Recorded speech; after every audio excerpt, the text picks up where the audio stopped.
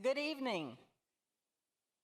Good evening and welcome to our candidate forum for the Richardson Mayor and City Council election. My name is Ellen Steger and I am president of the League of Women Voters of Richardson. This forum is co-sponsored by the League of Women Voters of Richardson and also the Richardson Chamber of Commerce. The League of Women Voters of Richardson is a nonpartisan, grassroots, civic organization that encourages informed and active participation in government. The League works to increase understanding of major public policy issues and influences public policy through education and advocacy. Membership in the League is open to everyone. With over 100 years of experience, the League is one of America's oldest and most trusted civic nonprofit organizations. The Richardson Chamber of Commerce serves as the voice of the local Richardson business community, focused on driving business success. Accredited as a 5-star chamber by the U.S. Chamber of Commerce, the chamber is in the top 1% of related organizations in the nation, recognizing high quality, expertise, and strong leadership. With more than 400 active member companies of all sizes, the Richardson Chamber brings a variety of programming and expertise to the community. Operating in Richardson for more than 75 years, its goal has remained the same: to be the cornerstone of economic and community development in the city of Richardson. Election information for the Richardson ISD election, the City of Richardson elections can be found on the Richardson League of Women Voters website at www.lwvrichardson.org. The site is updated as new information becomes available. Nonpartisan printed voters' guides are available here tonight. Due to space limitations, only 4 questions and the candidates' answers appear in the printed voters' guide. The printed voters' guides are available here tonight and also at the Richardson Library, Heights Recreation Center, Richardson Senior Center, Huffines Recreation Center. The League's printed voters' guide is great, but even better is the League's online voters' guide, because we ask the candidates 20 questions on our online voters' guide. The 4 questions in the printed voters' guide are also in the online voters' guide. You'll find a link to the online voters' guide on our website, or go to vote411.org. That's VOTE411.org. Neither the League nor the Chamber edited any of the candidates' responses to this voters' guide's questions. The responses are in the candidates' own words as they entered their responses into the system themselves. Many thanks to all the volunteers working tonight. The ushers are volunteers from the city. The greeters handing out the cards, pencils, and the candidates' biographies are volunteers from the Richardson Chamber of Commerce. And if you didn't get any of that when you came in, please ask one of the greeters at the entrances here. Tellers will collect the card after you have written a question that you want to ask the candidates and deliver the cards to the question screeners. The tellers are volunteers from the Richardson Chamber of Commerce. The question screeners are volunteers from the League of Women Voters of Richardson and are seated backstage. The timekeepers and the question screeners are volunteers from the League of Women Voters of Richardson, and the timekeepers are seated in the front row. It takes a village. Many thanks to those who submitted questions tonight to ask the candidates. We asked for questions on our Facebook page and other social media, and you responded with about 70 questions. If we don't use your question tonight, it may be because we collected more questions than we will have time for. It is also possible that your question was used in the online voters' guide, so check that out. Remember, vote411.org. I guarantee that all questions submitted were considered, and I got the last question this afternoon. Many thanks to our candidates, both for attending the forum this evening and for their willingness to serve our community. We wish each of you good luck. The moderator for our forum is Elizabeth McNamara. Elizabeth currently serves as the Advocacy Vice President on the board of the League of Women Voters of Texas. She is a member of the League of Women Voters of Collin County and serves as a director on the local board of directors. Elizabeth joined the League in 1983, serving as president of the League of Women Voters of Georgia and the League of Women Voters of DeKalb County, Georgia. Elizabeth served on the board of directors of the League of Women Voters of the United States from 2006 to 2016 and as LWV United States president from 2010 to 2016. Elizabeth currently lives in Richardson. Professionally, she is a lawyer licensed in Georgia. She served as a prosecutor in DeKalb County, Georgia from 1986 to 2010. Her oldest son, daughter-in-law, and granddaughters live in Dallas. May I present Elizabeth McNamara.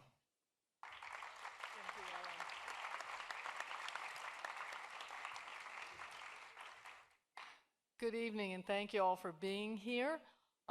This is always one of the best things that the League does, is connecting the community with candidates running for office, and a thank you to all the candidates for appearing and letting us and sharing your thoughts and your ideas with us. So, a bit of housekeeping before we start. If everybody could silence your cell phones. As a matter of fact, that's a good idea.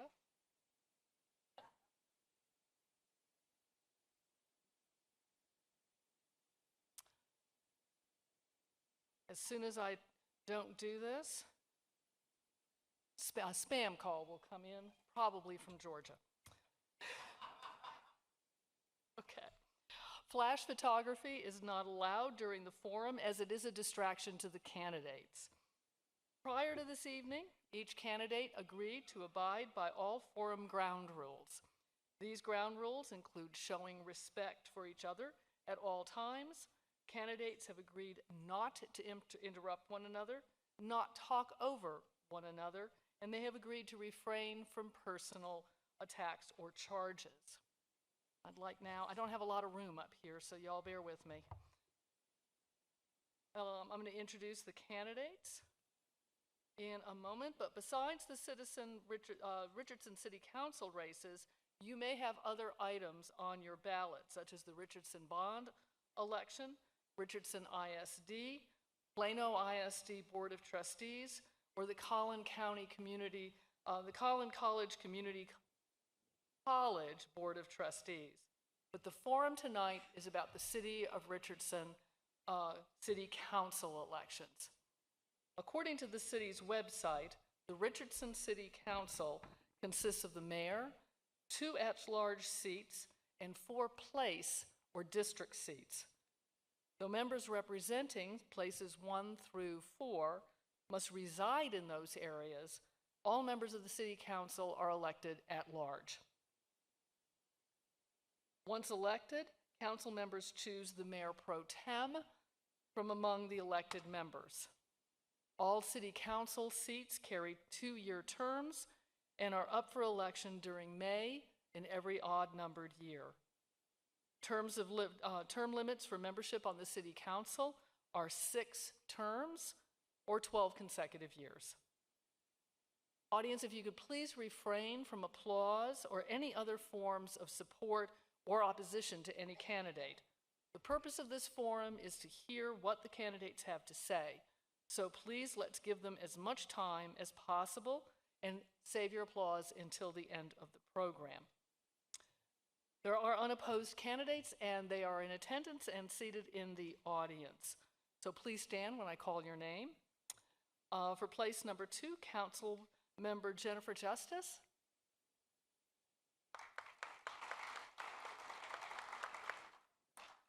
In place number 4 is Councilman Joe Cochran, and Mr. Cochran could not attend tonight.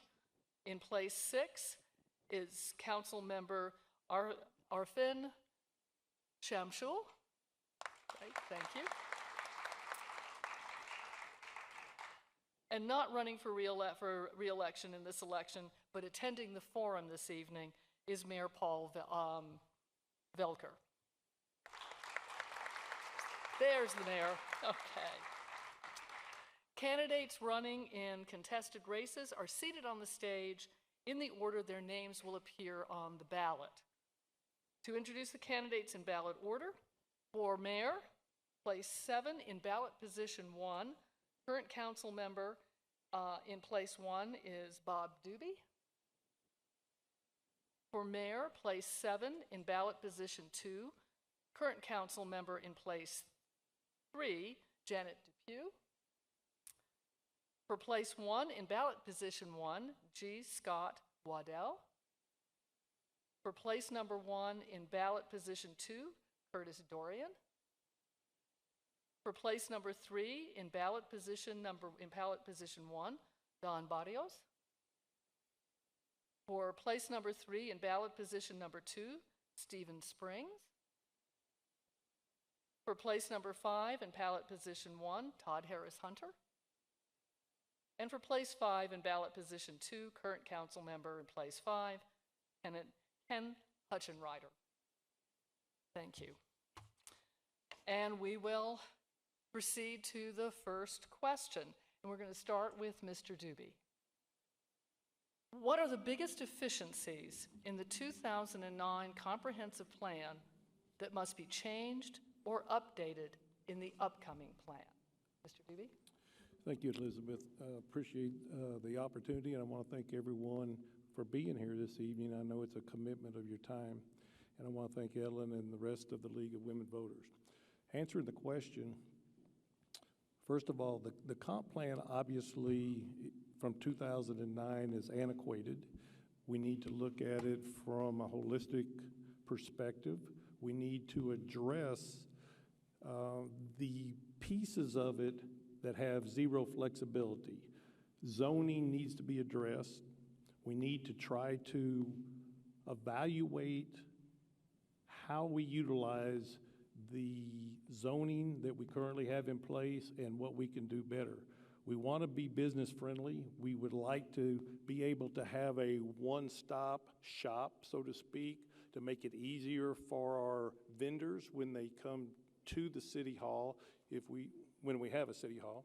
And we want it to be something that possibly that we can maybe have our staff make those decisions before they ever have to get to the City Planning Commission and to the council. There are many things as we move into the future that no longer apply to zoning. So I believe dealing with transit, last mile things, and infrastructure, all those things we can address to help that particular issue. You? Ms. Depew. Thank you. So I agree with many of the things that Bob has said. I think this new document that we will review needs to be flexible and more dynamic. It'll be a living document, which I think will benefit all of us. You know, when we did the plan in 2009, many things have changed since then. Our demographics have changed through that time period, the way people live or want to live, the way they travel, the trail systems that we have. Our demographics are getting younger. We're getting more crowded. So I think having a flexible, dynamic document will serve us well into the future. We can change it as we go, as market conditions change. I mean, we had a pandemic. That changed the whole dynamics of our office environment, our hotels. So we can look at those things and change those things as the changing demographics revolve and change over time. So I think listening to how people want to live or want to travel and want to play and work in Richardson will be really important in this new comp plan. Thank you. Mr. Waddell. People I've talked to are, hello? People I've talked to are very interested in the transit, whether it's UTD students or whether it's, just people trying to get around the town. And is it wider sidewalks? Is it different curb cuts? Is it bike lanes? So I think that's one of the things we certainly need to look at. The other thing we need to look at is the Spring Valley corridor. We've got a housing issue from time to time, apparently, and you've got a lot of apartments down there that are 95% full. And if Dallas is not going to, if they're not going to create something on their side, then we need to be very cautious about what we create on our side. The city's looked at that to buy that. They can't do that. It's not affordable.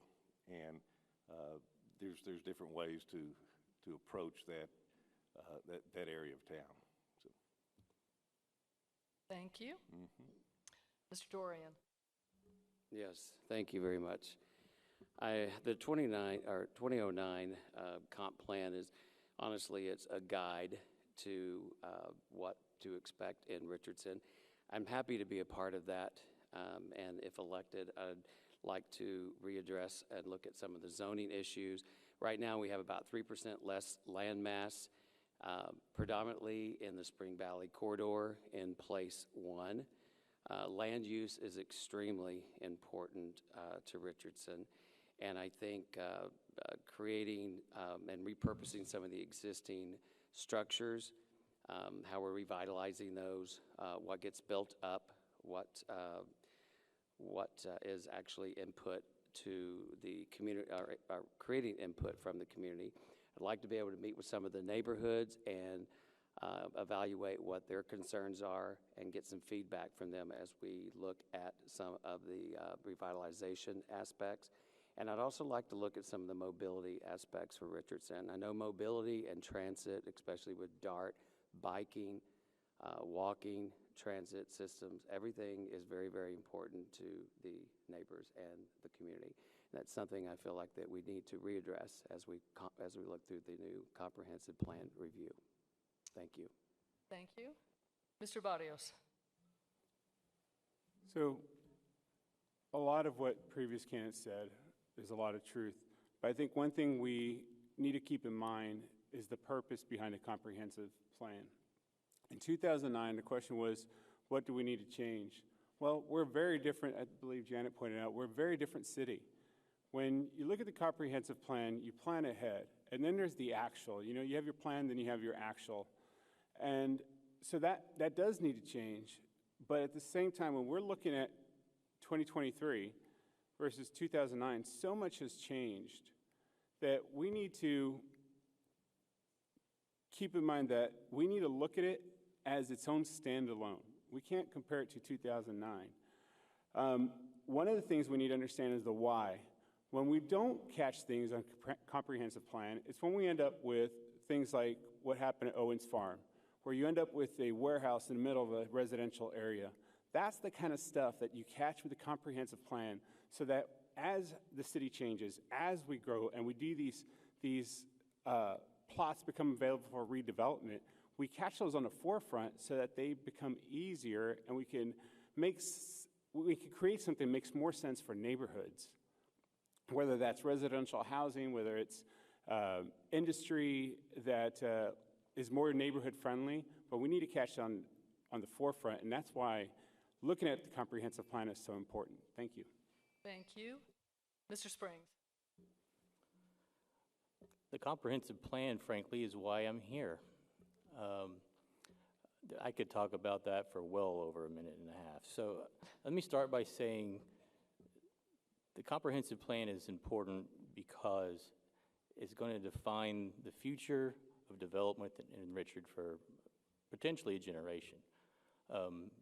It's important to look back at 2009, not so much to say what did we change, but to learn from history, right? So 2009 predated a pandemic that created, totally disrupted office, especially Class B and C.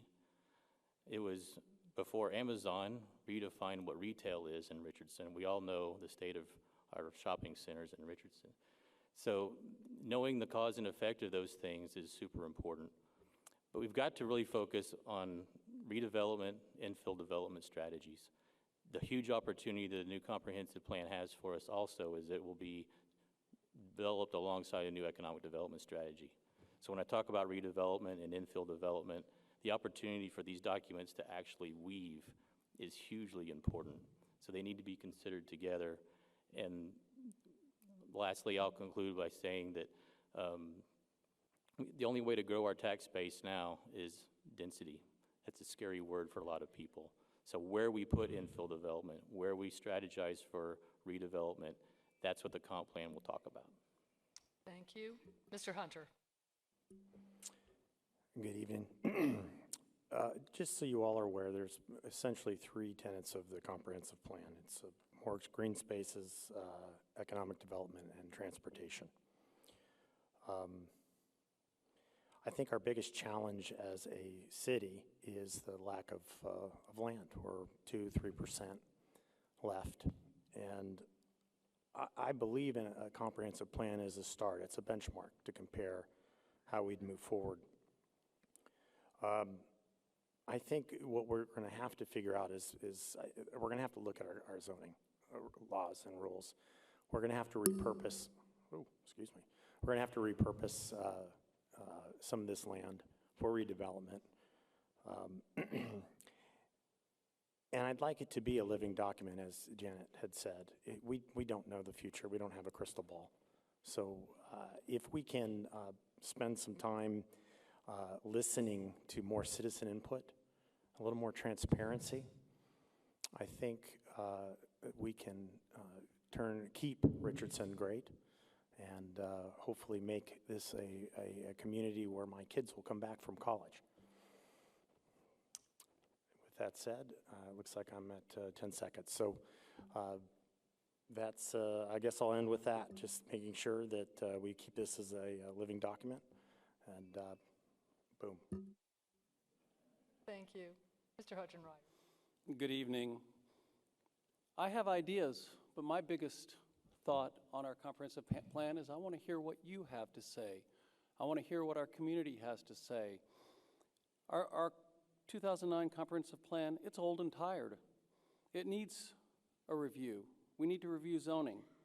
We need to encourage all type of housing, especially the live, the work, and the play. We need to look to the future. We need to look at transit. We need to ensure that our community continues to be a place we want to call home. We also need to include UTD and the students that are there. UTD continues to grow, and we need to work cooperatively with them to determine how does UTD and the city continue to grow together and coexist. And then lastly, we need to work with all of our partners, DART, COG, Dallas and Collin County. They have a lot of influence both to our north and to our south. We've done quite a bit with Dallas County, for example, on Spring Valley Road.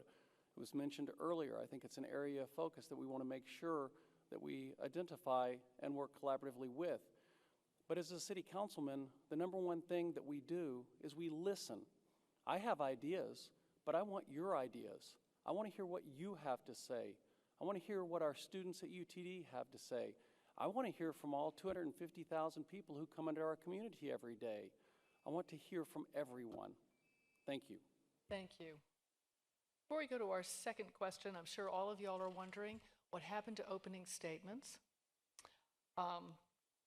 Each candidate, in lieu of opening statements, in order that we have as much time as possible for questions, each candidate has submitted a short biography, which is printed and handed out to you when you entered. And so I urge you to look at those. As you're about to see, as I ask the next question, we are going to rotate the order, and all candidates are going to answer all questions. So with that in mind, we'll go to question 2, and we're going to start with Mr. Dorian. And the second question is, how can the City Council help to ensure the safety of citizens in public places and neighborhoods due to gun violence? Mr. Can you Dorian. repeat that question once more? I will happily do so. How can the City Council help to ensure the safety of citizens in public places and neighborhoods due to gun violence? Due to gun laws? Gun violence. Yes. Gun rights. Gun violence. Yes, that's a very Good question, actually, and thank you for picking me to answer it. We're going to treat everybody exactly the same.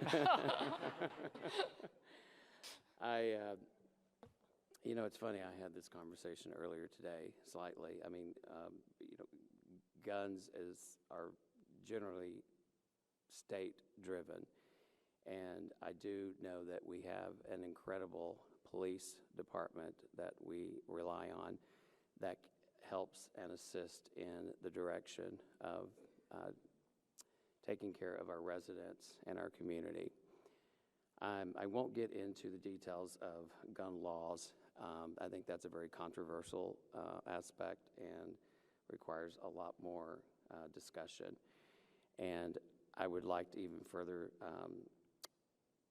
like to require further investigation on and handling some of those questions. But right now, we're going to have to rely on our police department and policing the areas that we have currently in the high crime rates. And I'd say high crime. Richardson definitely doesn't have high crime rate at this point. As a matter of fact, it's down.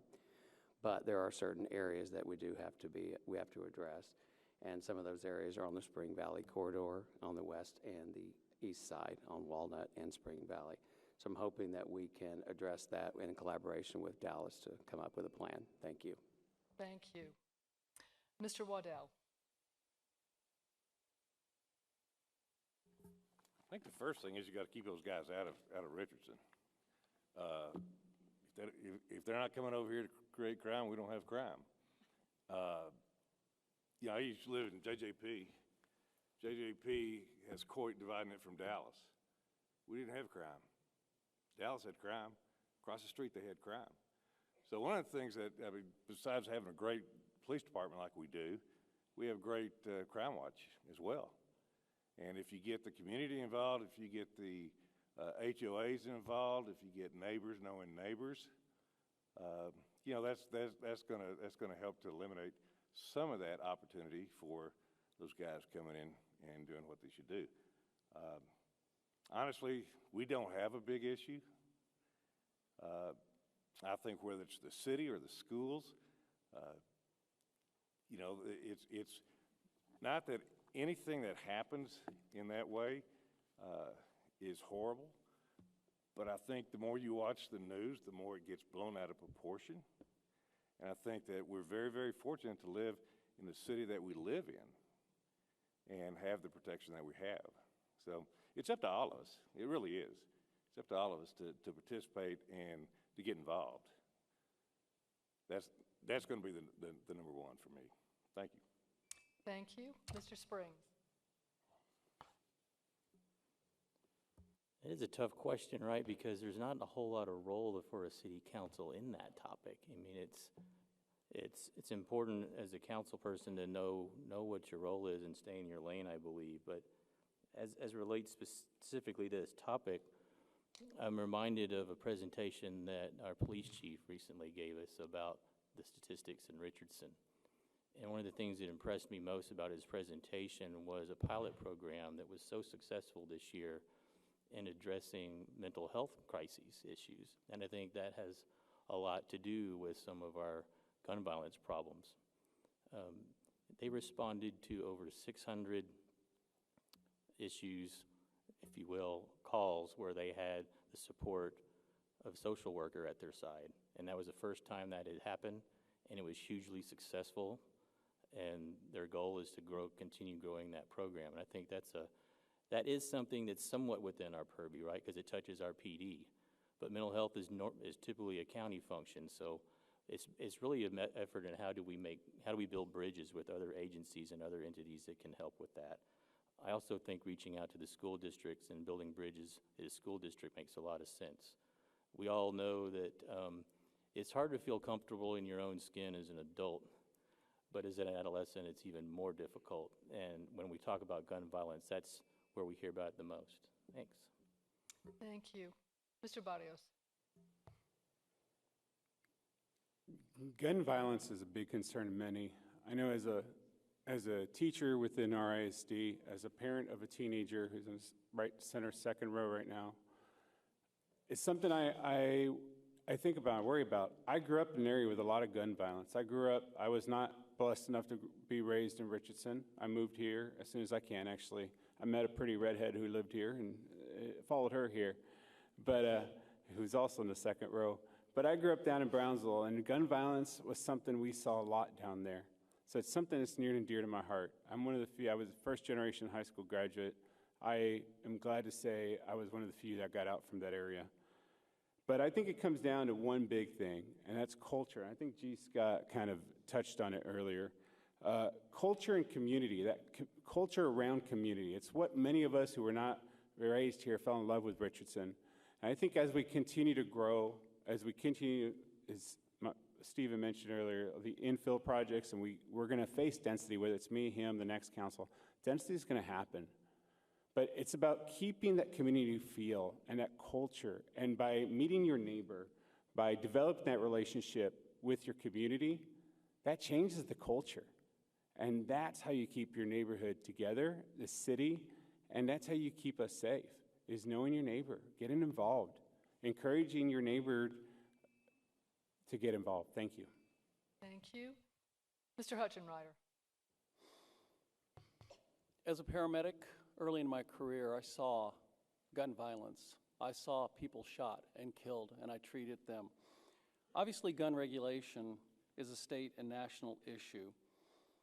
But this past budget for our city, I, with my other 6 city council members, voted to pass a budget that included significant pay raises to ensure we have a strong police force with the ability to add officers as our officers leave and retire.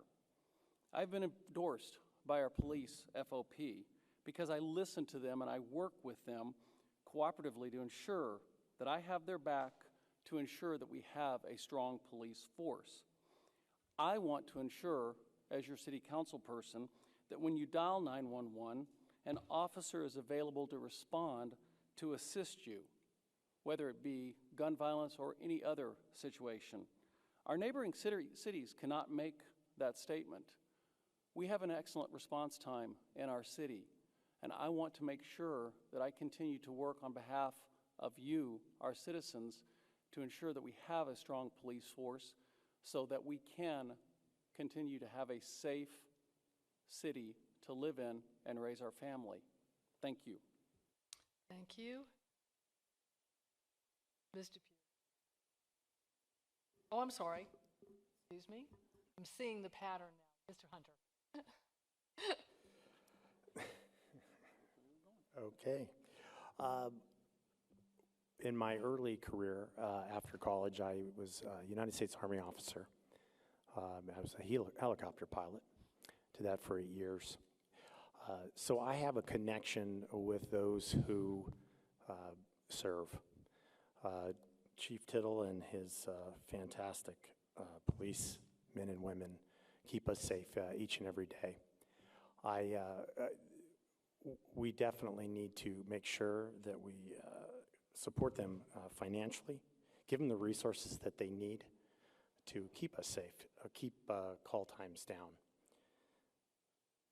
Richardson has, relatively low crime rates as compared to other municipalities in and around us. I think it would be important that the city council spend time working with our neighbors north, south, east, and west of us. I think that could be very helpful. Support citizen crime watch in neighborhoods. I think the best way to reduce gun violence, or any other violence for that matter, is community, it's culture. I agree with Mr. Barrios. I think it's also really important that we start to think about addressing our mental health programs, because many of these people who are creating unnecessary crime, we need to reach out. Thank you. Ms. Depew.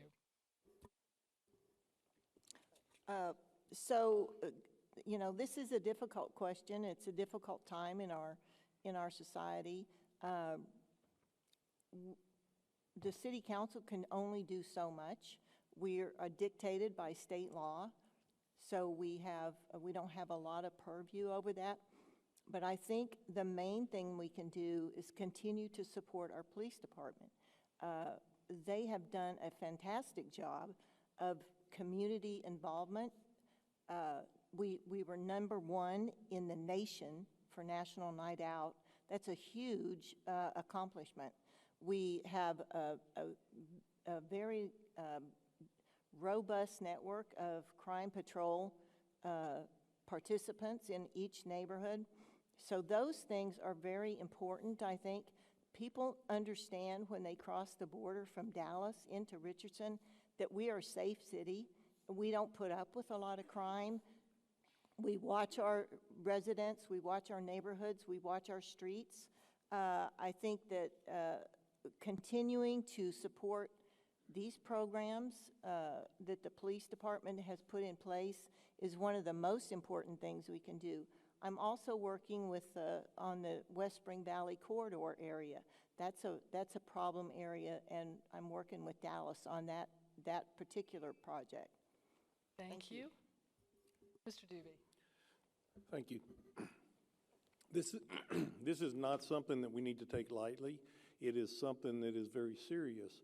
We cannot change the state laws, obviously. However, by providing, like fellow council members have stated, by providing the budget to be able to ensure that our police department has all the resources they need to effectively address this. We need to be proactive, not reactive to this type of situation. Years ago, when I was the athletic director for the school district, we would meet every single year prior to the school year starting, and we would address safety, we would address our procedures, we would encourage dialogue to make sure that everything we did was a preventative so we didn't have to react to it. Clear bags so you enter an event or a football game or a basketball game, whatever it is. Clear bags, simple, but you got to do those things that are going to help prevent and deter it before it happens. Metal detectors have now been engaged in many events. I know that our city is doing the same thing at many of our festivals, whether it's Wildflower, Cottonwood, so forth. We have a presence. Intel by our police, they react to the rumors that may be out there. And at any given time, we have it pre-covered before something ever happens, and they're seen and very visible. That's how we stop it. Thank you. For the third question, we're going to start with Mr. Barrios. How does the city help support students and families who are homeless? Should more be done to help them? If not, why not?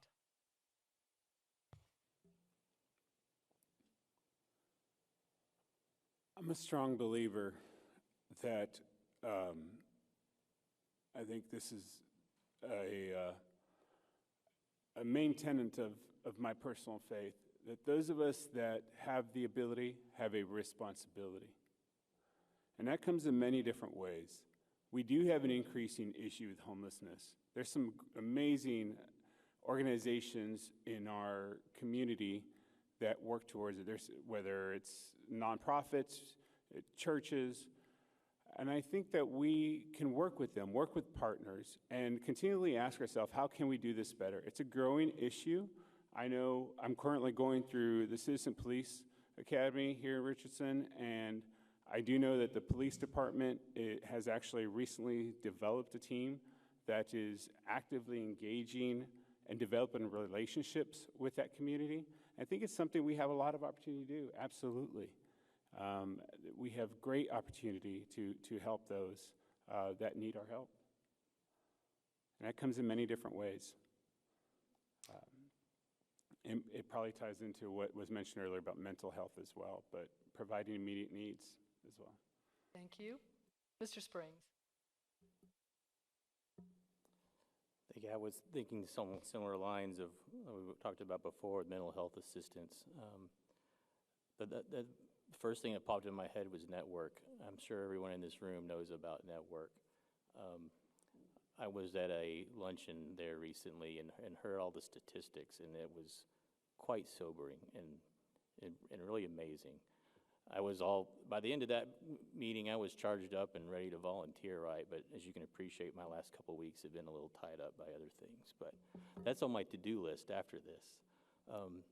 So I agree. Engaging, we've got to create as many bridges as possible and network amongst all the giving agencies we have. I also think this is another opportunity to do a little tagline for the comp plan. The term affordable housing, I think, creates some fright in some and can be can create unnecessary divisions. The comp plan has an opportunity to directly address it in terms that I think we can start building consensus around, and that term is workforce housing. There's so many ways we can house people. It doesn't mean just apartments or just housing them in a homeless shelter. It's creating ways into housing that are maybe not ones that we're used to talking about on a regular basis, such as ADUs. In Richardson, you can't build a duplex, for example. Not every neighborhood needs one, but there's some places where it makes sense. Those are just some examples. Thank you. Mr. Hunter. I think the best way to tackle homelessness is leveraging our community partners and programs, churches, schools, correctly brought up network. Mental health programs, I think, are going to have to become more of a priority. It certainly is disturbing to see those who have become disenfranchised and have chosen to almost give up. I think there's going to be a community effort here, picking up our fellow men and women, supporting maybe Big Brothers, and many of those programs that are designed to help pick up people when they've hit the rock bottom. I don't think that any of us up here are going to have all those answers, and I think we need citizen input to help us navigate this difficult societal issue. With that said, I'm going to yield my time. Thank you. Mr. Hutchenrider. Thank you. Well, first off, if you're not aware, our city police department has created a very good program to work with our homeless to ensure that we just do not have encampments around our city, but they work with them. They don't arrest them, but they work with them to be able to provide them resources to help them. We've seen success with this program. Additionally, as a city, part of our budget is used to support several nonprofits. Several have already been mentioned: Network, Counseling Place, etc., to help and support our homeless. We also need to work very diligently with workforce housing. Recently, the city council that I've been a part of, we were able to pass zoning to rezone the Hyatt Place to create workforce housing. Additionally, we've worked with developers as a part of their new projects to include workforce housing as well. I think oftentimes people want to try and say, this is a mental health issue, this is a workforce housing. I think it's a multifactorial problem that we need to make sure that we're addressing each and every point as we move forward.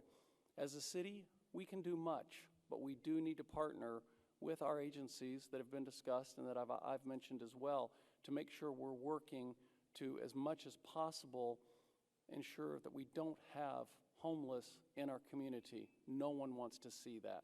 Thank you. Thank you. Mr. Doobie. Thank you, Elizabeth. Homelessness is a serious is a serious issue. I know of it personally because I have a relative that is homeless, and I don't take it lightly. But I also know that homeless people will take advantage sometimes. And I think what the first thing we have to do is, which our police officers are doing, and in part of the program, Councilman Hutchenrider mentioned the program that we have in place. It's called HELP, and it is designed to assist homeless people, and they partner with the city of Plano with this program.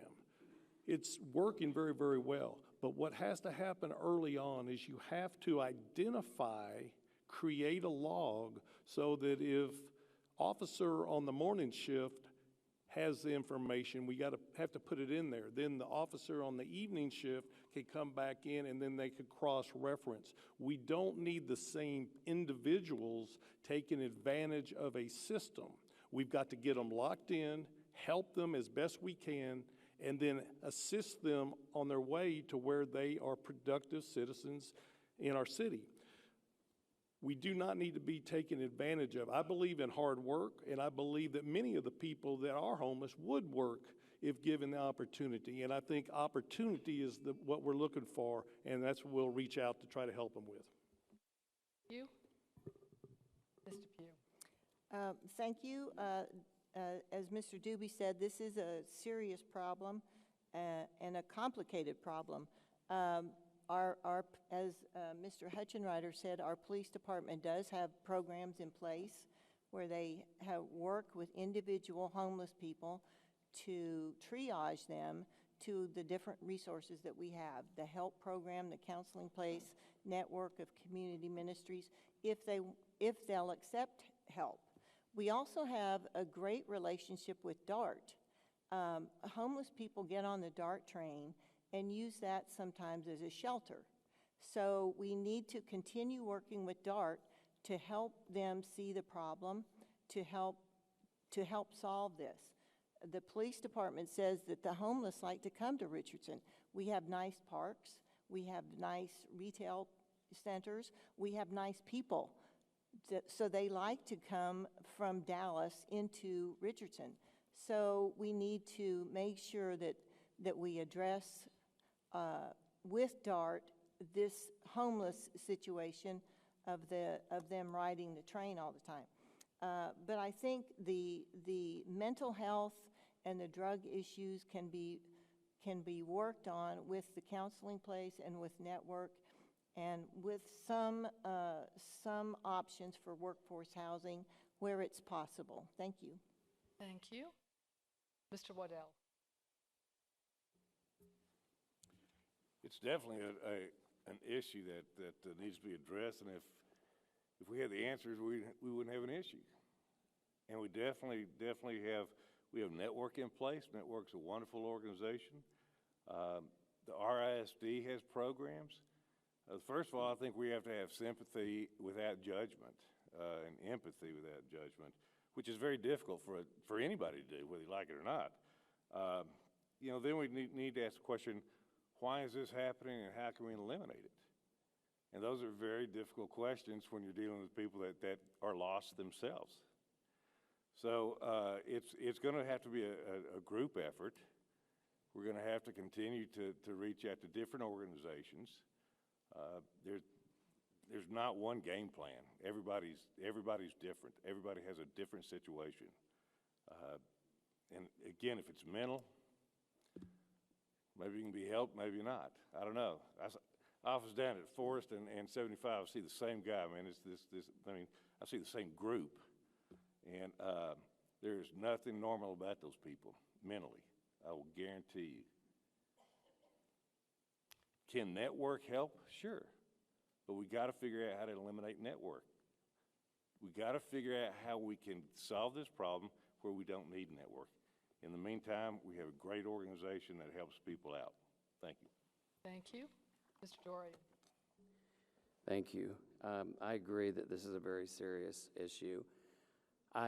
Interestingly enough, not too long ago, I did some research on how the homeless can be helped. I reached out to Cindy Schaefer, which is our ex-president of Network, to help me understand more of how to engage and what we can do as a city to help the homeless. And during that, I learned quite a bit, actually. I do know that there's an increasing population of homeless, and I believe at the moment, if I'm not mistaken, council does go out and count those once a month to see if we have an increase. But I think the collaboration, it's not just in Richardson. I think it's something that we have to collaborate with outside sources. Network, by the way, is invaluable to our community. And yes, that's one source that we can use, and they do use it. We have nonprofits. We have the Richardson Medical Hospital, which provides a mental program for the police department, which we could possibly consider leveraging that. But most importantly, we need to find ways to get them back on their feet and create jobs and create funding. Right now, some of the organizations in Dallas and Carrollton, as I called and did my research, I understand that they provide a job, a place to live, and money for bus fare to help them with that program. And there's a lot more to discuss on this, and I know my time is up, but thank you. Thank you. For our fourth question, we'll begin with Mr. Hutchenrider. Would you support a charter amendment to create single-member districts in which voters have to live in that district to vote? If so, how many single-member districts versus how many at-large places? Please elaborate. Thank you. I would not support a single-member district amendment to our charter.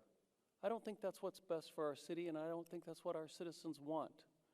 I think our citizens want, as I've talked across this city, they want to vote for all 7 of us. They want to vote for their mayor. They want to vote for their 6 city council members.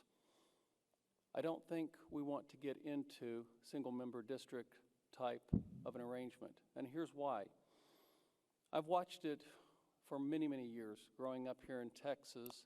If you look at Dallas, look at Houston, and what starts happening is a lot of back alley, backroom politics. That's not what City of Richardson is. City of Richardson is a transparent city. Is it perfect? No. Are any one of us who are currently on city council perfect? No, we're not. But we come, we work together, we listen to each and every one of you, and we try to always move our city forward. And so when you start with single-member districts, you end up, you see it every day. You have to have, out of our council, you'll have to have 4 votes. So all of a sudden, you'll see Arifin trying to strike a deal with Jennifer to get her vote, et cetera, et cetera, et cetera. I'm not in favor of single-member district voting. Thank you. Mr. Hunter. I agree with Ken.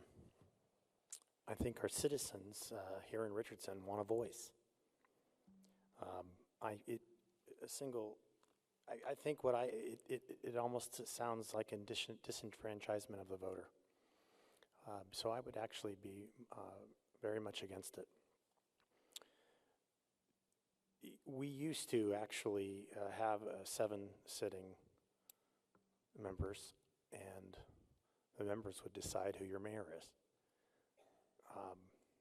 We changed that. I think it's fair that the citizens of Richardson have a say on who's leader of the group of 7, I guess you want to call it. I think this is a pretty simple question. My answer is absolutely no. I do not want to disenfranchise voters in any way, shape, or form. I want to keep our community transparent, and I don't want dark deals happening behind closed doors. So again, I'll yield my time. I think that's a relatively easy question. Ms. Depew. No, I'm not in favor of single-member districts. I think that scenario wouldn't allow the council to look at what's best for all of Richardson. We wouldn't work together as much to plan the future of Richardson, looking into the future. I think it could cause dissension. It does in Dallas. I'm not in favor of it at all. Thank you. Mr. Doobie. Thank you. I'm 100% against it as well. You think we have concerns at this point in time with an east side, west side, thinking one gets more, the other one gets more already? You could only imagine if money started playing into it and people were trying to garnish votes along the way, and then we start doing some bargaining. It's not healthy. It's not a way to win the votes and the trust, which is so important, of each and every one of our citizens. As a council member, I take an oath, and I do my best to be ethical, moral, and to represent you, each and every one of you. And I want your votes, and I want you to know that I'm there working for you across the entire city. So no, this is not a good thing. Thank you. Mr. Dorian. Thank you. I too am not for a single district community. First of all, being in a place for 20 years, you have people that rely on you. You have the community, residents, and businesses that rely on you as a voice for the council, and to bring information and to collaborate and be a voice for them. I think that a need for direct contact for individuals, where they have a person that they can go to ask questions, engage, and collaborate, allows us to bring it back to the city and work as a team.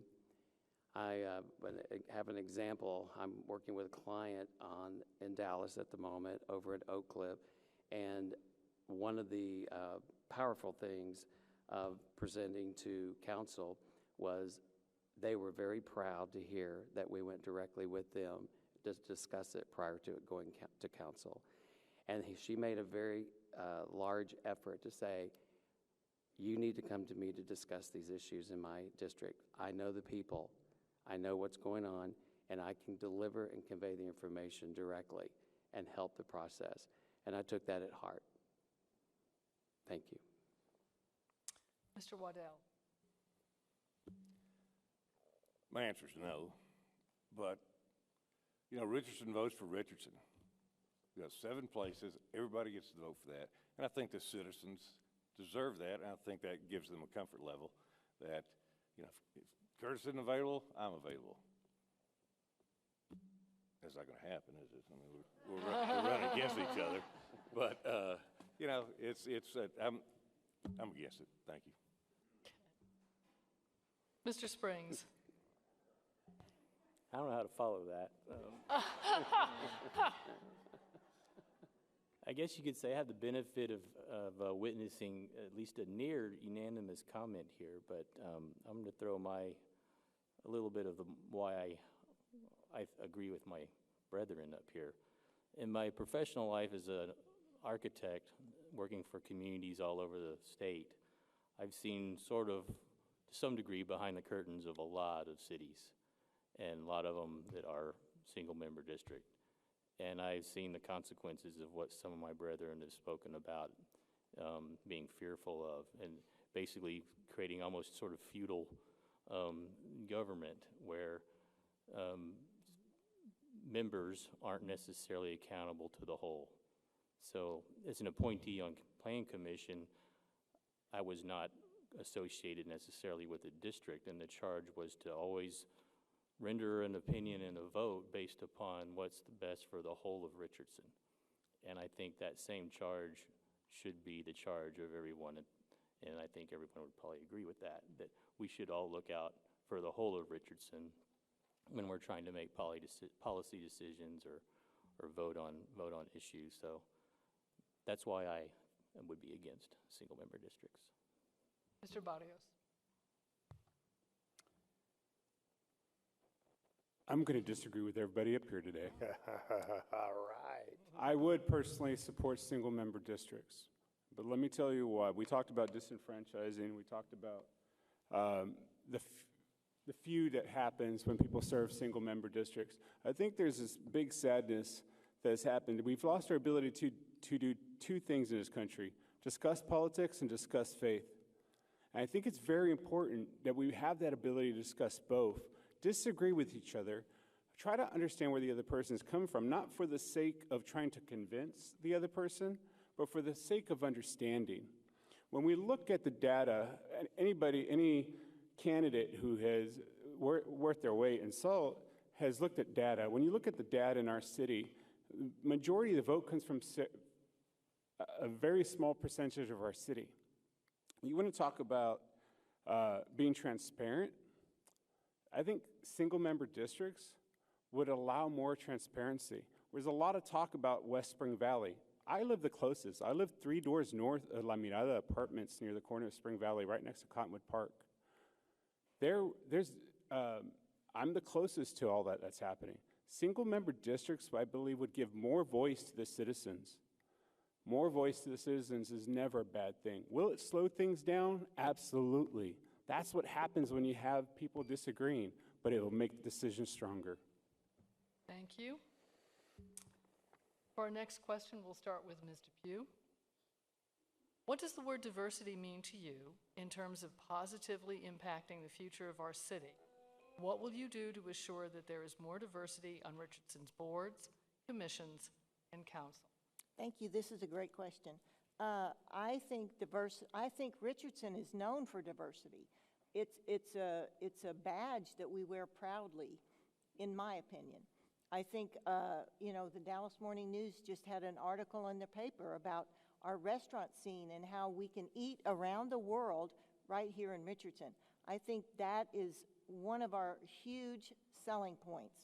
I think we embrace it. We do have trouble finding people to serve on boards and commissions. I will tell you that the council does look at diverse candidates. We try very hard to choose candidates from diverse backgrounds so that our boards and commissions and our council looks like the face of Richardson. I think that's really important. We went to Chinatown the other day and had a forum, and we asked those people, please submit applications for boards and commissions. Please do so. But, you can't force people to volunteer. If any of you have run neighborhood associations or whatever, you know how difficult it is to get volunteers. But I think our diversity and our inclusion is a huge selling point, and I will do everything in my power to keep it going and to embrace other cultures into our city. Thank you. Mr. Doobie. I certainly will. I certainly can. What does the word diversity mean to you in terms of positively impacting the future of our city? What will you do to assure that there is more diversity on boards, commissions, and council? Thank you. I'm 100% in favor of embracing diversity, embracing the culture of other religions, other lifestyles. As far as our boards and commissions, Councilwoman Depew said it, we have worked very, very hard. Over the last 6 years with me being on the council, I have been very active in trying to accept that and push it forward and so forth. I do not disagree that it is important. We have hundreds of different languages in our school districts. We have many, many different restaurants. We are doing some amazing things. I'm very proud. My wife, when she worked for the Richardson Independent School District, was a ESL teacher, assistant aide in that particular realm. And the stories that she shared with us and our family and how she brought some of these children home with us because they had nothing and they had those barriers that were put up in their world.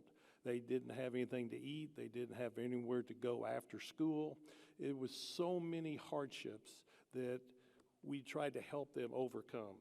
So I am 100% in favor of watching it, looking at it, and trying to find ways to improve upon it.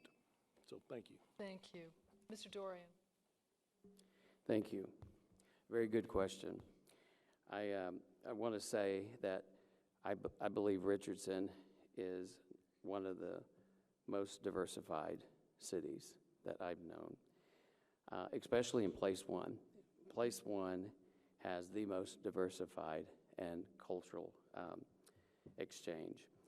While serving on the Cultural Arts Commission, I had the opportunity to get involved with the Dallas Chinese Community Center and the Women's Islamic Foundation. I chose those two as the liaison because I wanted to learn more about the culture and embed myself into the culture and learn more about what I can do as a community leader in helping them feel more comfortable. While on the cultural arts, we use our hotel motel tax to fund some of the arts, and by doing that, that engages them. We help those communities. And I have to agree with Ms. Depew that we allow them to have the opportunity to give back to the community. They can sign up for any boards or commissions, and they can be appointed if they choose. But it's up to everyone, no matter what culture or what nationality you are, to get engaged, to step up, fill out the applications, and get involved. So I am definitely for that. Thank you. Thank you. Mr. Waddell? Well, we do have a great, diverse city here. There's diversity in race, there's diversity in culture, and there's also diversity in thought. And one of the things we can do is I keep going back to the HOAs, the neighborhood associations. I believe that's the foundation of our city. I believe that's the foundation of the strength of our city. And if you can get these different cultures, these different communities talking to each other, communicating with each other, I think that's going to go a long way. Now, each community has to be willing to do so as well. So, as it was mentioned for the commissions, you can't make people sign up. You can't make people step up. You can encourage them. You can have them engaged and hopefully plant the seed. So, I've got a buddy of mine. I'll tell the story real quick. I got a buddy of mine that we don't agree on anything. And we get together once a day or once a week, every other week, something like that, with a cigar and a beverage of our choice. That cigar is going to last you an hour. And we know for an hour we're going to talk about things and educate each other and come away still friends, but I see his point of view, he sees my point of view. Have we changed each other? Maybe, maybe not. But we made the effort. So I think we need more of that. Thank you. Mr. Springs?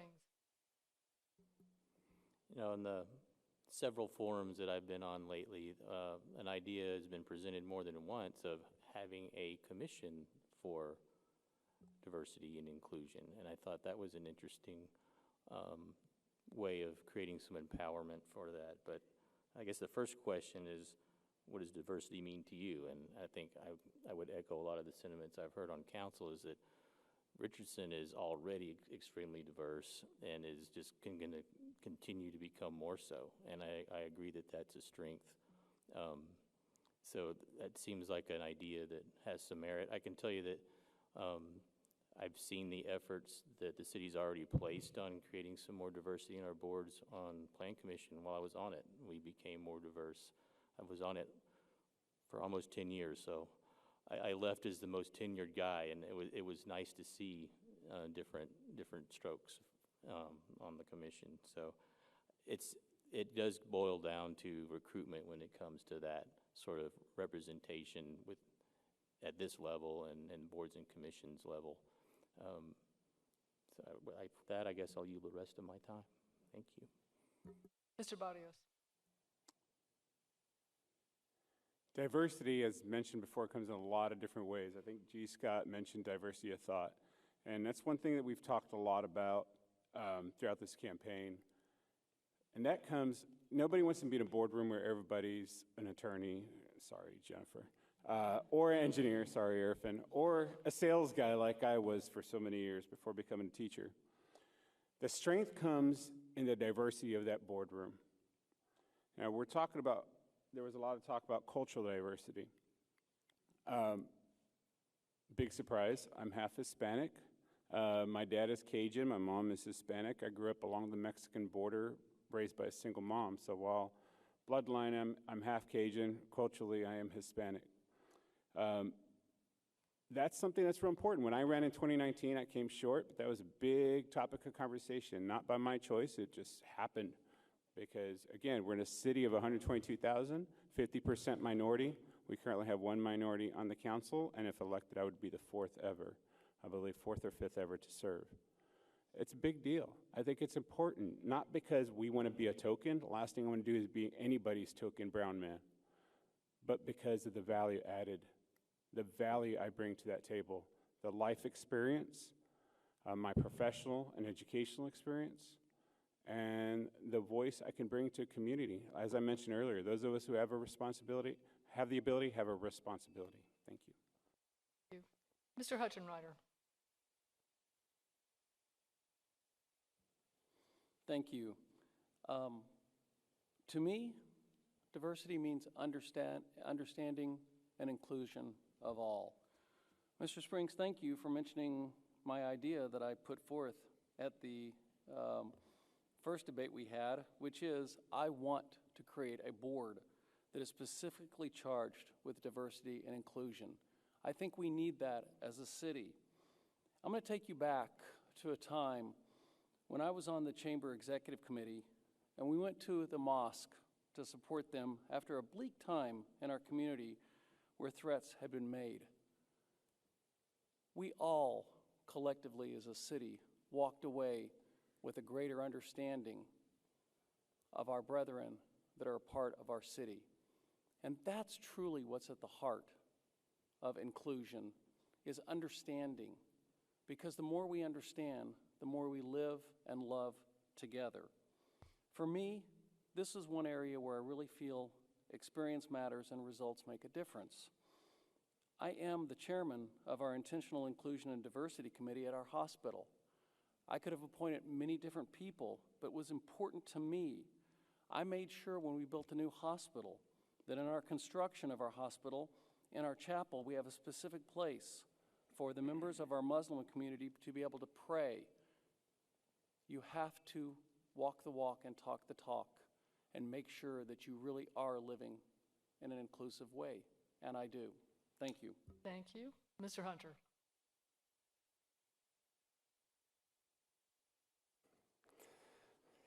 Well, it is certainly our diversity which makes Richardson great, stronger, if you will.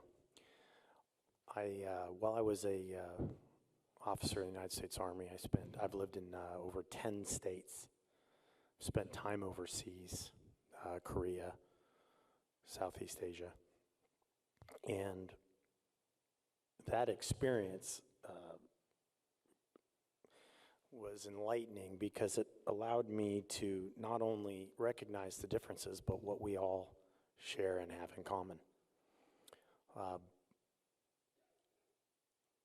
I think it's important that we get underrepresented citizens engaged. I think a lot of them are maybe intimidated by the current structure of our communities. We need to reach across the aisle. Different backgrounds and alternatives perspectives are important. And that's what I bring. I'm the outsider here. I'm going to bring a perspective, not just from my experience in life, but the places that I've lived and the people that I've met.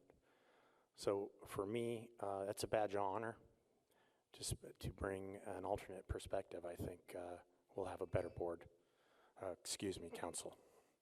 Thank you. Thank you. For the next question, we'll begin with Mr. Waddell. How could or would you support workforce housing options to assist low and middle income residents? Would you consider supporting housing vouchers, otherwise known as Section 8?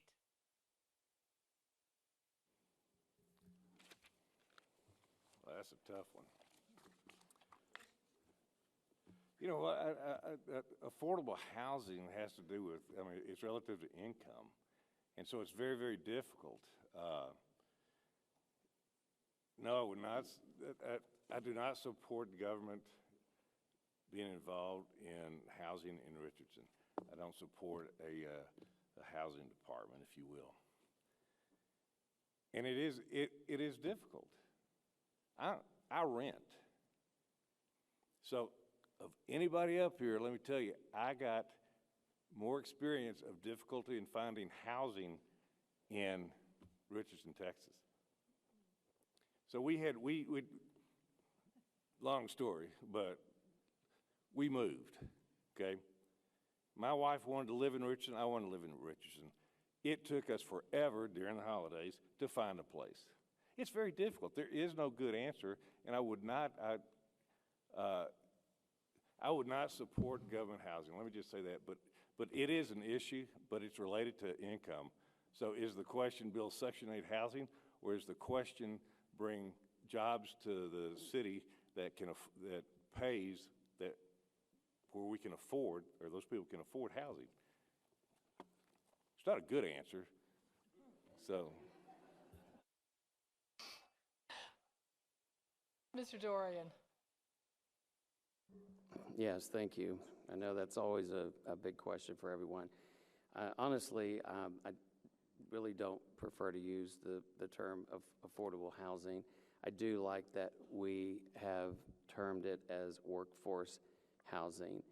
And just to clarify that, workforce housing is generally for developers, or suggested to developers, when we're providing any revitalization or any new build or rebuild or remodeling. Generally speaking, it's encouraged that the developer create around 10% of economical housing for workforce housing, meaning that you could provide an efficiency or one bedroom that would provide a more affordable product for example, our firemen, our police officers, our teachers, and for people that want to live and work and play in Richardson that might not require a larger unit and something that is more expensive. Richardson is a boutique community and a destination location, and we definitely want to keep it that way. In order to sustain that, those are the areas I think that we need to stay focused on and allow that to be part of our infrastructure. Thank you. Thank Mr. Barrios. Workforce housing is a term that's been thrown around this evening, and I want to make sure we're on the same page about what we're talking about. This is access to workforce. Curtis mentioned teachers. A two-bedroom apartment in Dallas County, the average is $2,200 a month. That is a lot more than most people in this room paid for their mortgage in Richardson. That's the reality of what it costs. A teacher beginning in Richardson ISD is believed about $57,000. And when you think that you need to pay 4 times rent, a teacher cannot afford to live in a 2-bedroom apartment in this county. So access to workforce is very important because ultimately it affects those of you who are small business owners. Nobody's going to come up from Forest and 75 for $15 an hour. If we want to continue to have small businesses and a strong small business community, we need to develop a city that has access to workforce.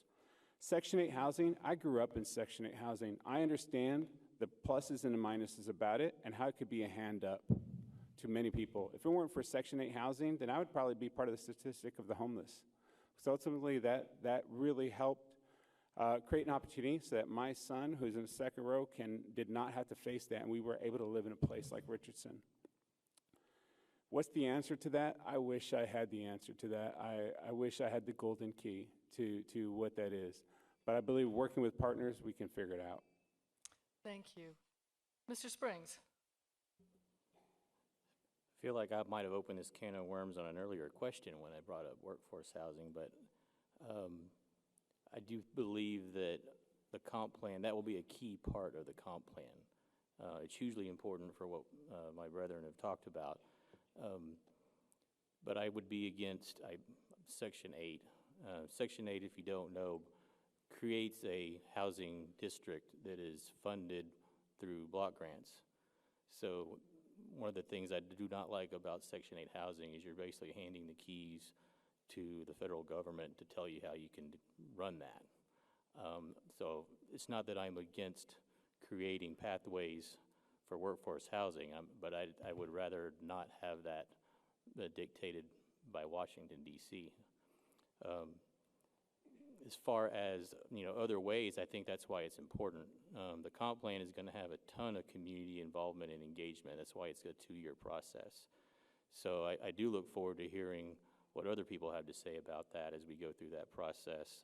I think there are other methodologies we can deploy to create, opportunities for this goal. I mentioned ADUs earlier. If you don't know what ADU is, it's an accessory dwelling unit.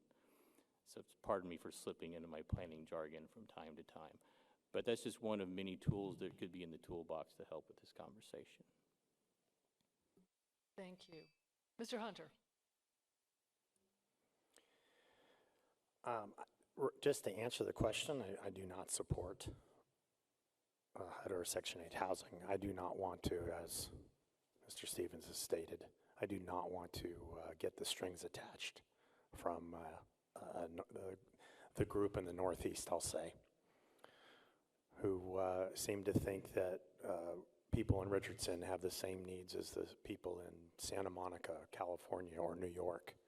I think locally we can take care of ourselves better than they can. A cookie-cutter approach doesn't work.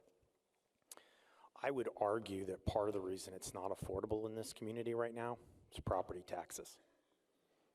I've been here for about 10 years. I've watched my property taxes more than double. So one of my tenets, actually, that I'm running on is that I'd like equitable property taxes for all in this community. Currently, it's just 65 and above, get a $130,000 exemption off the top of the appraised values for the Richardson City portion. Let me be clear, the Richardson City portion. I'm not sure why the other 70% of us don't get a similar, maybe not quite this much, but something. I think we really need to look into that. I think it's important. Everything's a market. Oh, I'm going to lose time here. Gosh, I had a lot to go on here. Let's just say, let's be creative. I love ADUs for people who have homes with sufficient depth and space, and might even help someone who's on a fixed income build Thank another you. property to Thank keep them you. going. Boom. I like that. Mr. Hutchenrider. Thank you. I think first off, we have to continue to work with our zoning, and as we put together a comprehensive plan. I've mentioned already, I was very proud that we were able to vote and have the Hyatt House rezoned so that we would have workforce housing there. We also, as I've mentioned before, work with our developers to ensure that we have workforce housing and new projects in our city. We need to have this, but we also need to make sure that we have continued targeted economic development. In our city, our current tax rate is paid for 60% by our business and 40% for our homeowners. Now, I don't agree with Mr. Hunter as far as an across the board. Many of us, we have very nice homes. We need to continue to take care of our seniors with the targeted tax cut that we've given them. We need to continue with targeted economic development so that we keep it at least at 60% business tax and 40% homeowners tax. As far as Section 8 housing, my wife and I, who's in the audience this evening, we lived in Galesburg, Illinois. We saw the effects of Section 8 housing. It has so many unintended consequences that it is so difficult to be able to manage as a city. And so I don't think Section 8 housing is appropriate for our city. I think that it would just bring too many unintended consequences. But I do think we need to continue to work to overall lower our tax rate like this past city council did by reducing the overall tax rate and still providing all the services that we provide as a city. Thank you. Mr. Doobie. Thank you. Affordable housing is a tricky topic because it depends on how you want to define it. First of all, I think it's all from the eye of the beholder as to what it is. I mean, it's how much can you pay, how much are you willing to pay, and then on top of that, what amenities do you want? Your amenities will dictate a lot of that. So if you want to talk specifics as far as a low rent area, I think it depends on where those are, where those pockets might be. I'm in favor of having lower rates if it works into the right area, but I also don't want to drive down the value from the appraisal district of your house if it's next door to you. So I know it's a sensitive topic. One thing the council's already done, for example, at the development that's going to go in at Glenville and Lookout, we insisted that we have some smaller square footprints within those units. So if we can work with developers and get them to create some pockets within the things we're building and they're in the right neighborhoods, then they're more affordable. So if you're, whatever you paying per square foot, now you can afford that better, and it's an option for you, and you surround yourself with an atmosphere you want to be in. Thank you. Ms. Depew. So our Richardson land values are extremely high based on our location. We're right in the center of everything. So it's convenient for us, but it's also expensive. We do have some apartments in Richardson that do accept vouchers, HUD money. The Mallory on Central Expressway is a very nice complex, and that developer does accept HUD money. The Caroline that's under construction right now, it's not vertical yet, but it's under construction, they also accept some HUD money. So there are some options in certain apartment complexes.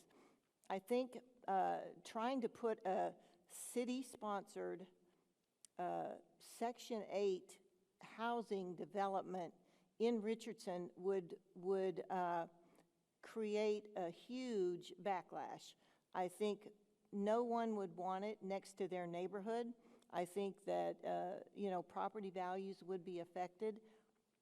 And so I would not be in favor of that.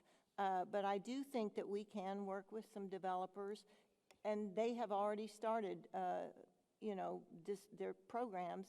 Different developers have put these programs in place.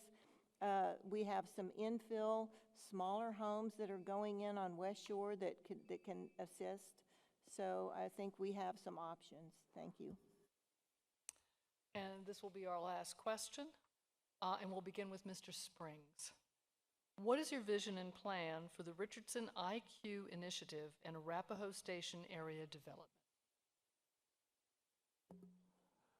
Well, I think we're waiting to see on that still a bit, but that's obviously a tremendous opportunity. I know there's an RFQ out. We've had an RFQ out before on that property. Now we're trying again. But now we've got the area rezoned through the IQ zoning effort that we finished with last year. So there's a tremendous opportunity there for multi-use. Right there by a dart rail, hugely important. We've got the Central Trail coming through there. So it's probably one of the last opportunities of that scale that we have, certainly within the heart of Richardson, maybe in the future somewhere on the Silver Line. But that's also very close to home for me, so I pass by that one all the time. So I am super excited to see what comes out of this RFQ process. Beyond that, I guess I would say that just the opportunities that it presents also relative to the rest of that district are very attractive. So if you're not familiar with the Innovation Quarter, it's the largest rezoning effort we've done today, almost 200 acres. And it is in partnership with the City of Dallas, UT Dallas. And it's taking advantage of the old Nortel telecom corridor area. So keep an eye out for sure. Thank you. Mr. Barrios. Sound like a broken record. I mean, I ditto everything Stephen just said. There's a lot of great opportunity there. I'm excited to think about what it can mean for Richardson going forward. I think Richardson has a great base, a great history, which is why so many of us have made a career, made a life here, and raised our family here. The question was, what is my personal vision and plan? I think whether it's this question or any other question about vision and plan, and over the last couple months, we've answered a lot of these vision and plan questions. My vision and plan, as it is to this question or any other question, is going to be, what does the resident want? I believe that there are three legs to this stool. You have big business, you have small local business, and you have resident needs and wants. And when we have that balance of the three, we have a city that works for everyone. So my vision and plan to this or anything else is say, my vision and plan is a city that works for everyone, that is inclusive of that big business voice, the small local business voice, but that resident voice as well. Because without one of those legs, it's not truly stable. And to move forward and move stably, we need all three of those. So in regards to this specific PD, this specific plan, my vision, my plan is to involve more people and to help it succeed in any way we can. Thank you. Mr. Hutchenreiter. Thank you. I think we've passed, in our most recent city council sessions, some incredibly good zoning to encourage strong live, work, play housing for our community in this area. I want to see the results of the RFQ process play out.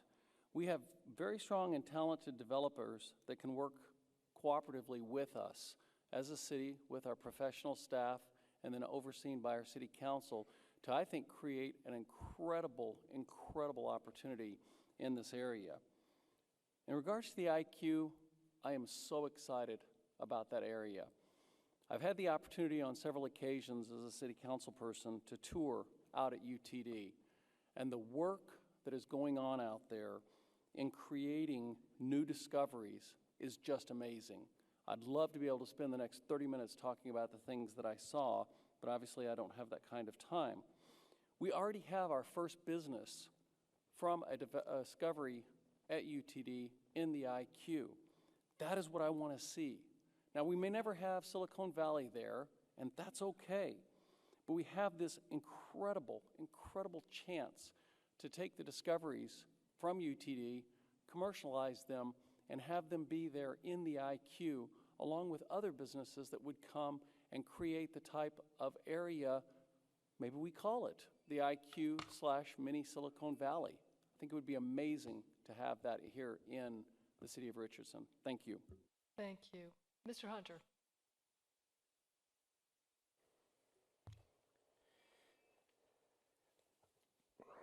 I think our biggest problem is land mass, around 2 to 3%. I also agree with Mr. Hutchenreiter that our dependency ratio is really important, 60-40. 60% of our taxes are paid for by our businesses, and the 40% are paid by you and I, the citizens. We need capital, and the best way to get capital is to sell ourselves. So I think everything should be on the table: rezoning, multi-purpose property, repurposing existing structures. I also think it's important that we get more input from the citizens. See, my priority here isn't my ego or isn't what I think or what you all think of necessarily of me as a person. My priority is you. And this is your community. And my hope is that as your representative, I'll be able to input your priority. And my hope is to be more proactive. We're going to be going from a kind of a open land to more of a finite resource. So we're going to have to be more proactive. The other thing I think is too, when we with the IQ, is bringing up incomes so they can afford these homes. Ms. Depew. So the the IQ, I think, is just starting to blossom. I think helping them create their own business association will put them over the edge, and they'll be able to manage this that area on their own. I would love to see some housing along Duck Creek. That's such a beautiful area there that I think we need to enhance that area. You know, I worked at Nortel for many years, and we had offices in that area. So I think it's such potential dynamic area that really can enhance that whole area. And the Arapahoe Station, I think, will be a draw to our downtown area as well. You know, we need this additional housing that those areas can provide. With our growing population, you know, 1 million people, you know, by 2045, 2036, we'll have 11 million people in the region. So we have to plan for that growth. But I think the IQ and with the partnership with UTD, I think is going to be a very positive thing for Richardson, and I'm excited about the whole area. Thank you. Mr. Doobie. Thank you, ma'am. The IQ and the Arapahoe Center, those are awesome, and they are things about the future. I've got to go back to our comp plan and look at what our motto was. It is envision. That's what we said as a council and as a city as we're preparing for the future. Times are changing quickly, and the future is with artificial intelligence. It's the last mile. How are we going to get those things there? The comp plan is critical for this area. Also this morning, I had the opportunity to go and listen to Kim Quirk speak about the chamber and their role, what their plans are. And I was so excited to hear her talk about being part of a team and how she built the chamber. And her motto was reimagine. So we're going to envision, and she's going to reimagine. I am so excited to work with her on these projects and to see how things can develop. We as a chamber, we as a city, we as DART, we as UTD, we can accomplish so much in this little area. It needs to be a destination. It's got green space. It's got mixed use. We need to get the people wanting to be there. The Silver Line's going to bring it, and it's going to attract, and we will be international, we'll be statewide, we'll be regional, all in that one little area. So don't hold your breath, because it's about to happen. It's going to be exciting. Thank you. Mr. Dorian. Thank you. Yes, I think this, the IQ district development is an incredible area for growth, and the potential to work with UTD and the IQ district is endless. This actually sort of creates an entrepreneurial and a startup business sector, which we need in Richardson. We want Richardson to be a destination location and have multi-districts to live, work, and play. The IQ district can and will be one of those districts, which is also segues into creating the Silver Line, which will obviously move directly to from DFW to City Line, and from City Line take the Red Line over to the Eisman, which will allow us to have growth there as well, which will penetrate growth into the IQ district. The zoning for multi-purpose and creating multi-purpose use for Duck Creek and trails and green space is vital. That is what people want. They want to move to a city where they have areas where they can walk their dogs and have mobility, and they want a place where they can call home and have a multitude of different ways of communicating and working within the community. So I'm definitely for the innovation district. I'd like to look at the comprehensive plan, if I have the opportunity to do so, and see what effects that will take in my realm. Thank you. Mr. Waddell. Yeah, I think everybody's got the same vision and or similar visions. And the beautiful thing about it, this is fluid right now. We've got the opportunity to mold this, to create it, to make it what we want it. A destination, sure, but how do you create that? You know, with the right council in place, with all the partners that we have, it's very, very possible. I mean, it's going to be done. So, you know, green space, high-tech, Bishop Art type of deal, all that good stuff. I think it can be done. I'm looking forward to it, and I know all you guys are too, so thank you. Thank you very much. It is now time for closing statements. We'll make closing statements in reverse ballot order. Each candidate will have 1.5 minutes for your closing statement. And we're going to begin with place 5 and Mr. Hutchinwright. Thank you. I have been your city council member for the last 4 years. I haven't been perfect, but I've always voted for what is best for you and for our city, not for me.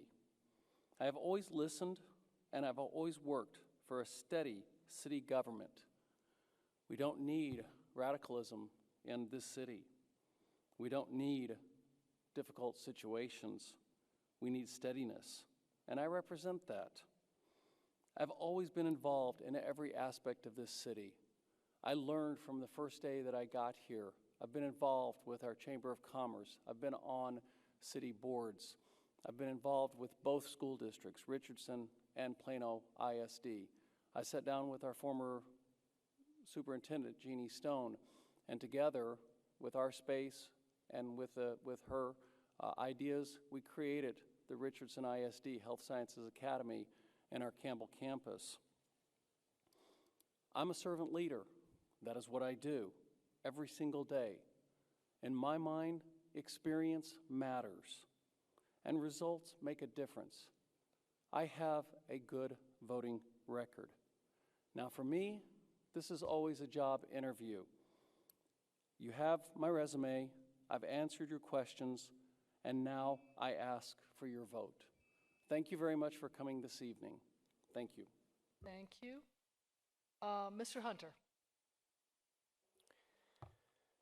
So I know there's some of you already had a summary, but I've been in my professional career has lasted for about 30 years. About 8 of those years as a military officer. Went and got my master's in finance. Started in a financial role at one of those airlines that's no longer with us, Northwest Airlines. It's where I got into fuel. Since I've moved up into multiple increasing duties. I'm now a VP of a very a Fortune 500 company. My expertise is procurement, infrastructure, fuel supply, finance. And I think I'm the one who's going to maybe be that outsider who's going to bring some substantive questions to the table, because this is what I do every day. I also I don't have conflicts of interest. I have no professional or personal conflicts. My job is to work for you. I want you to tell me what my voice should be, because ultimately I'm here to serve the constituents, my friends and neighbors here in this great city that I call home with my 4 kids, wife, and my dog. I have 1 second left. I yield my time. Thank you. Mr. Springs. First, I want to say thank you for hosting us, and I know that's a lot of work that goes on behind the scenes to do this every year, and this is phenomenal to not be on Zoom screens anymore when we're talking. So thank you very much. I ask you to vote for me because of the experience I believe I bring to the table. I believe it's particularly relevant for what this next council will be tasked with doing. Much has been said about the comp plan.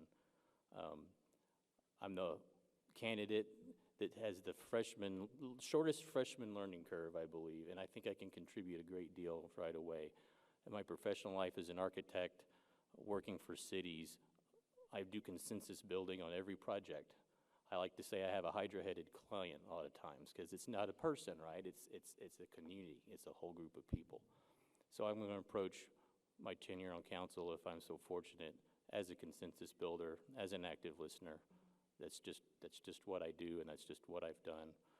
I might throw in a little plug that I'd probably be the only council member that's ever designed a city hall. Might be relevant when we come up. I say that not to say I want to play the role of designer, but I think I can ask some pretty sharp questions when we go through that process. So with that, I'm down to 10 seconds. Thank you very much for coming. I know this is a big commitment of time, and you guys are the ones who are really considering things carefully. So I also ask you for your vote. Thank you. Thank you. Mr. Barrios. Thank you. I have a Bachelor's of Science in Business Administration, MBA in Strategic Management. My entire career, spent almost 20 years prior to becoming an educator, with a strategic background. I did a key account management, working for food companies, managing some of the accounts of the world's largest retailer. I managed the Walmart account. And in doing that, I sat down with some of the toughest buyers in the world and negotiated $30, $45 million deals. These were database selling. I wasn't selling, something emotionally based. This is database selling. In 2019, after I run, I decided to have a career change to focus and bring more balance to my family and spend more time with my family. So I became an educator, and I've been teaching business at Lake Highlands High School with Richardson ISD since. My philosophy, my opponent mentioned shorter learning curve. I believe that my philosophy and what the council does is our purpose. We have some great city staff, amazing city staff, people with masters in public administration. Our purpose of a council and the reason we're elected is to bring the people's voice. My campaign has about 100 donations to date. Over the last 5 years, I've personally knocked on thousands of doors. I have hundreds of volunteers. I have been people-led. This entire campaign is people-led. You want to talk about a short learning curve? I would say that creates a shorter learning curve. Thank you. Mr. Dorian. Thank you for having us tonight. I know it's a lot of work to put this together, and I really do appreciate it. And I think all of us are very appreciative. I want to say it's quite simple. I love Richardson. I feel like I have spent the last 20 years in Richardson preparing for this moment. I've put myself through every government program that's offered in Richardson to prep myself and create a backbone and a background for information so I know exactly what direction to move toward. I also established a business here in Richardson for over 28 years, which allows me to give back to the community. I know how to run and analyze budgets. I can look at infrastructure. My background in the architecture and interior design and design-build industry allows me focus on how that can contribute back to Richardson. I've been a family man, raised my daughter in the Richardson Independent School District. Giving back to the community in every possible way, and I volunteer, and I will continue to do so. And I know you have a choice. Whether you vote for me, just please vote. And I'm asking for your vote. I'm Curtis Dorian, and I'm running for Richardson City Council, Place 1. Thank you. Mr. Waddell. I'm G. Scott. I've been in Richardson for 27 years. My daughter was born here. She's 27, so that's how that goes. Yeah, I've been married for 32 years. And like everybody up here, I've done all the programs that the city of Richardson offers. We've all participated.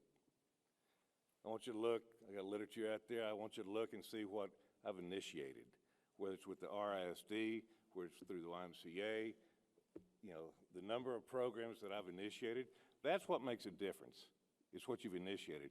Thinking outside the box is great. You got to implement, and that's what I do. I'm also going to give you some homework. I want you to go do your own research. I appreciate you being here. Voting is people don't vote. You're here, and we appreciate it. You got to know who you're voting for. A lot of you guys got a mailer today recommending people. They recommended place 1, 3, and 5. Nobody was interviewed for that. They couldn't recommend a mayor. The mayor leads. The mayor gives direction. So go do your homework. Don't let somebody else tell you how to vote. Whether you vote for me or Curtis, do your homework and vote. Thank you. Mr. Pugh. Thank you. Thank you for being interested and showing up tonight. It's appreciated. I've been working on my qualifications for 20-something years. I started in my neighborhood as a neighborhood leader. I've built a neighborhood from the ground up, along with Stephen Springs. I have been a successful plan commissioner for 10 years. I have been a successful mayor pro tem, filling in for Mayor Velker when he couldn't or wouldn't or didn't want to attend something. I'm a respected regional leader. You've got my resume. You know that I serve on 3 regional committees. Those regional posts build programs and provide advocacy for Richardson. It's vital that we have a seat at those regional committees. They deal with aging structures, transportation, public safety, environmental issues. It's really important that we have a say and that someone from Richardson sits on those boards. The job of a mayor, in my opinion, is to protect the brand and the reputation of our city, and that's what I plan to do. I think Mayor Velker has done a fantastic job of doing that, and I applaud him for that, and I appreciate his support, and I ask for your vote. Thank you. Thank you. Mr. Doobie. Thank you, Elizabeth. Thank each and every one of you for staying this long and being here tonight. I want to say in closing that I feel like, without a doubt, I am your best mayor candidate, without a doubt. And the reason I say that is I'm a proven leader. I have led throughout my entire career. I've been in positions of leadership. I've worked with youth. I've worked with adults. I've worked with men. I've worked with women. I've worked with every culture. I'm very loyal. I'm a strategist. If you are a coach, if you read my resume, you know that a coach is a strategist. He prepares a game plan going into every contest. Within that contest, you have opponents that are moving and shuffling and trying to change what they used to do so that they can beat you. So you have a plan A, a plan B, and you adjust. What I bring is a calming effect. I'm good at working with pressure and under pressure and helping the team around me to understand what is best and to get consensus. I'm here to tell you without a doubt that I love this city. Many of them have said that they love this city. I've loved it the longest. I've been here a long, long time. I'm very loyal and I'm very committed, and I do want your vote. Thank you. Thank you. We could give these candidates a round of applause.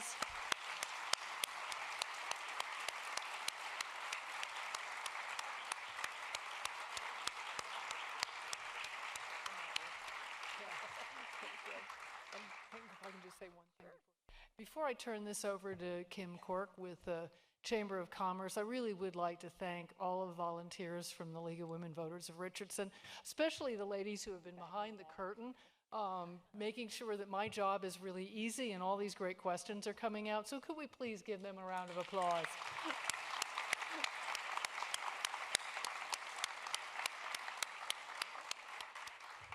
And with that, I yield the mic. I have the job of being the cleanup batter tonight. I'm Kim Quirk. I'm the president and CEO of the Richardson Chamber of Commerce, and it was our honor to help co-host tonight's event. One of the things that we do best as a chamber is provide informational opportunities just like this for our citizens. There are a few people in the audience who didn't get recognized earlier that I want to point out. Some previous city council folks: Gary Slagle, Steve Mitchell, Amir Omar, Kyle Kepner, and Scott Dunn. I don't know if they're still here. We have some current trustees with us: Debbie Renteria and Eric Eager with RISD, and Nancy Humphreys with PISD. and former trustee Lynette Greenhaw. So, in closing, thank you to Elizabeth McNamara. She did a terrific job. She moderated tonight's forum, and thank you to each of the candidates for your willingness to be here, and more importantly, your willingness to serve. It's not for the faint of heart. Audience, thank you for coming tonight and for your attention to the candidates. Early voting starts April 24th with Election Day May the 6th. We hope to see you all at the polls. Thank you again for being here.